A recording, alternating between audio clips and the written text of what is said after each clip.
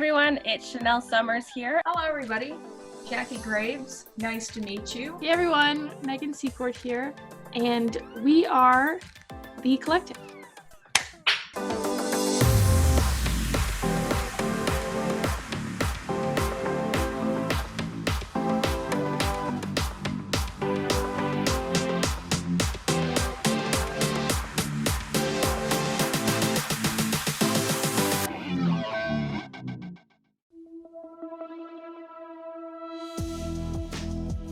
So my name is Allison Hector-Alexander, and I am the Director in the Office of Student Diversity, Inclusion, and Transitions. Allyship really is understanding that we will have spaces, different spaces that we occupy. Some of us experience marginalization in different ways given our identities, and some of us experience power and privilege in other ways because of our identities. So allyship is how do you actively, consistently, honestly engage with those people who are marginalized to support them, to help give them voice. Because many times when people are marginalized, their voices are not being listened to, their voices are silenced, or they just don't have a voice because they don't feel that they belong in the space to amplify that voice. So to be a true ally is to speak up, is to recognize that and actively do it. Like I can't just say, I should never say that I'm an ally. Somebody else should say that given how I've supported them, given the work that I've done, given, putting myself in an uncomfortable situation or, difficult situation, because I recognize that somebody else's behavior or the way that our systems are set up is impacting this individual. And so how am I using my privilege of, my position or employed or, privilege of my sexual orientation or, my gender identity? How do I use that for other people who are historically or have been historically marginalized? That is allyship.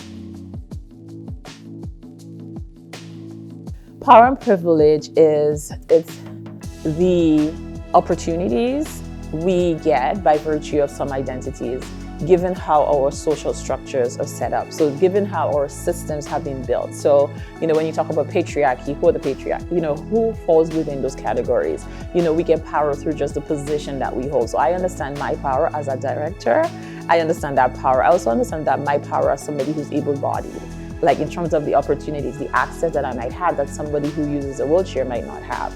I understand my power as, someone who is educated. There's opportunities and doors that will be open versus somebody who's not. As somebody who's employed, in terms of my socioeconomic status, there's power that I enjoy because, my spending power, not a ton, but there's spending power that I can make certain decisions of where I want to live, as opposed to someone who might be reliant on, social assistance or income security pieces that they might not have much of a choice. So that is those power pieces that we have to take the power that we have and look at how we support those who don't have the same choices and the same opportunities and the same power that we have. That's what it is. So recognizing privilege and recognizing power, because if we're not owning it and recognizing it, it can be dangerous.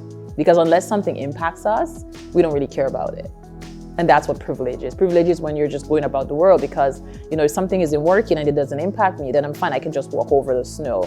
But the person who's using the wheelchair cannot do the same thing. So I have to use my voice to say, hey, we need to be better with our snow removal so that the person using the wheelchair can get onto campus. That is power.